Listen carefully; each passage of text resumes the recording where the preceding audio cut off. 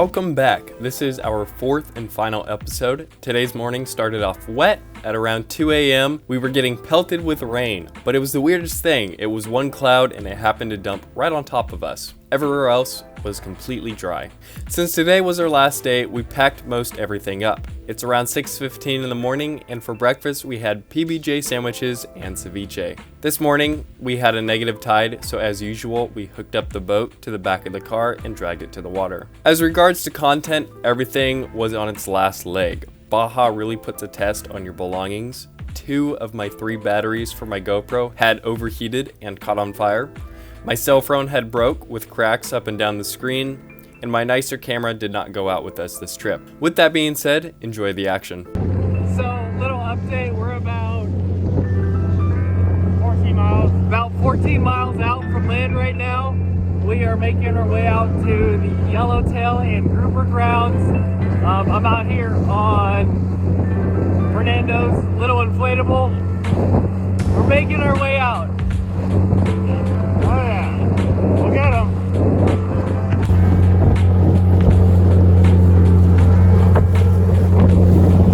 Alright, so we're about 30 miles out right now. We made it up with the rest of the group. Off to our left are Americans, off to our right are... After a brutal, bouncy hour-and-a-half mob out to the Golden Reef, we had finally made it. At this point, I decided to fly the drone before it got windy as forecasted later in the day. While the drone was in the air, Rodrigo, the owner of this sport fishing vessel, was telling us epic stories of his previous clients catching massive grouper, yellowtail, snapper, and other fantastic species. Lo hicimos. ¿Mucho? Oh man, está lejos acá, man. Mark this spot.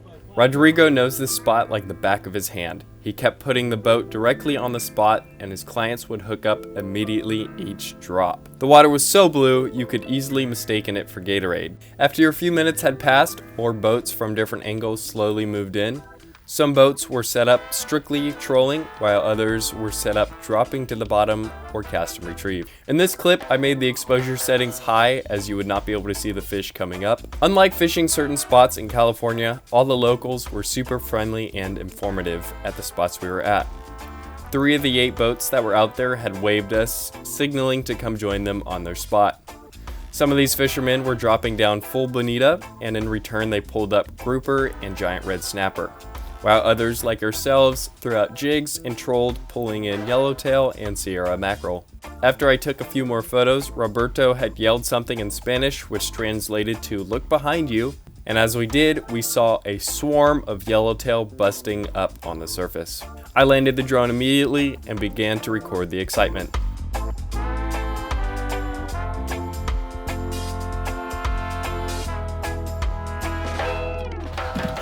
Yellowtail. Careful, man. Oh, look at that, look at that. Where they at? Straight in front of you. What do you mean where they're at? Dang, that's a huge snapper.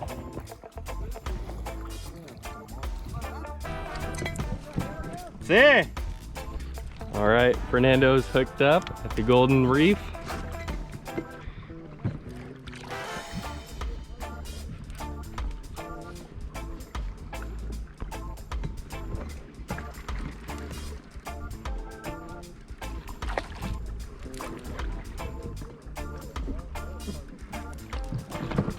Big yellow, big yellow, big yellow.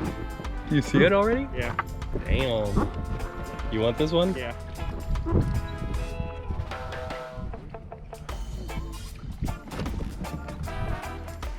Nice job. Now I want a yellowtail. Damn. Yeah.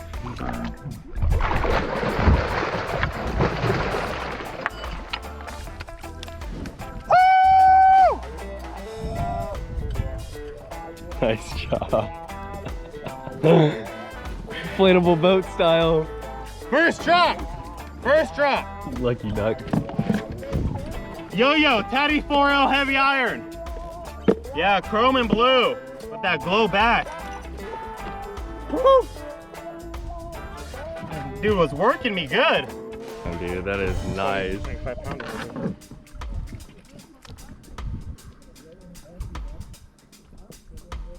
Nice fish. Right. Biggest fish of the trip so far.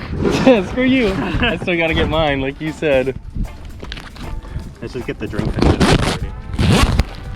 Slide everything up there. Let's keep it up on the back. Right in your bag, huh? I've had a yellowtail in the bag before. Not that big, motherfucker. Yeah, that big. Bush. I'll show you a photo. Probably wasn't your yellowtail. No, it wasn't, but.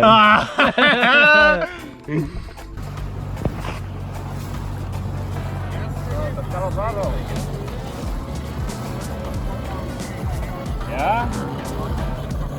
You guys are Papa Fernandez, right? Yeah, I heard you guys on the radio. You guys got it all squared away? Yeah. Now we were sitting yesterday on the troll and then on the surface iron. Surface iron. All in this area right here? Yeah, right here. This is our first, dude, this is my second time here, but my first time to the reef here. We didn't know how far it was.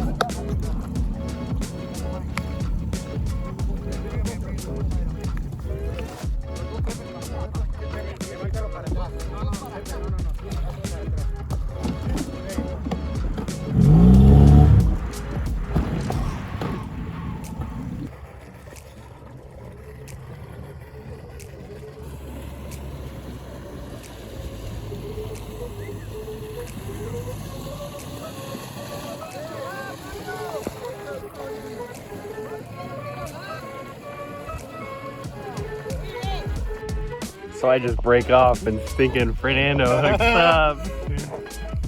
There he is. It's a red snapper. The dumping line. Nice. Oh, hora media. Yeah. That's what took you so long. There you Like go. this. Yeah. That's what took you so long. ¿Más bonito? ¿Están usando el burrito? Probably like one of those little small sand bass grouper things. I don't know, Mr. Professional Sandgrass grouper thing over here. Sand bass grouper thing, just like I said. Whoa! Amazing! Just a jig for comparison. With anything, all fun things must come to an end. We had about a brutal 2-hour ride back home. The wind had picked up as forecasted, and Fernando and I were getting brutally abused. Not even kidding. We were getting smacked around in the chop, making jokes about whether the trek was worth the beating.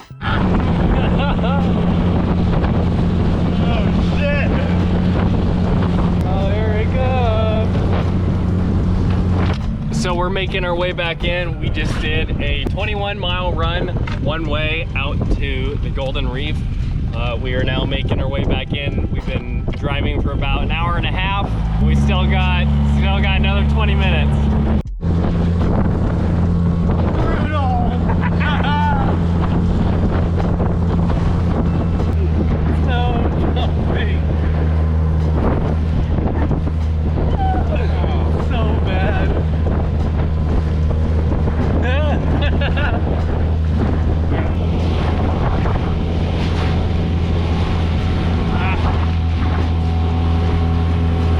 We had finally made it back to the cove, and the wind was very hot. It was 1 p.m., the weather was showing 108 degrees. Cleaning fish and packing up was a challenge due to the temperatures, and both of us were completely wiped. When we were out at the reef, we had left about 45 minutes prior to Roberto leaving, and of course, with his 150 horsepower outboard, they beat us back home. As they got to loading their boat back on the trailer, we got started fish filleting and packing up.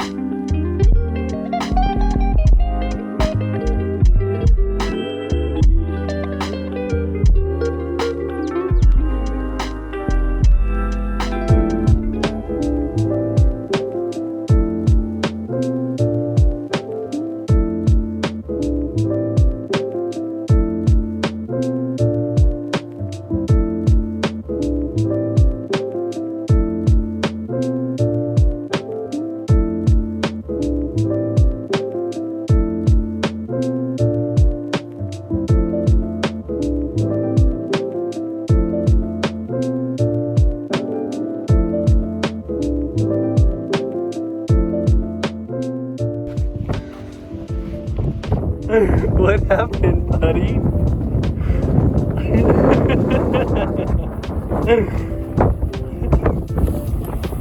Yeah, eat him alive. Gosh.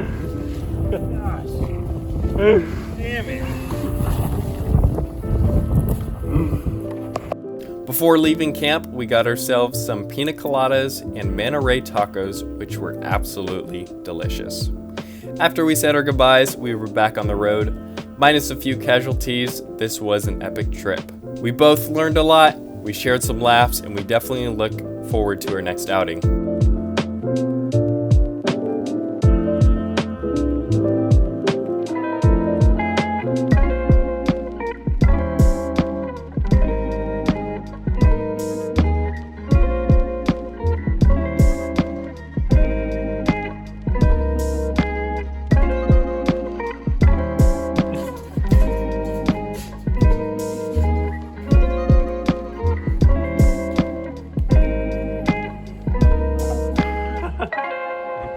I haven't been at burning out, is it?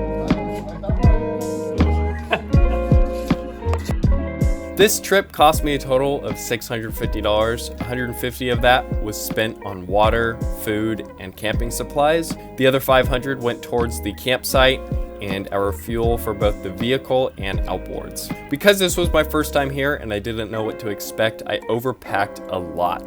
Half the food we brought, we hardly even ate. We mainly survived off of peanuts, water, beer, fish that we had caught, and PB&J sandwiches.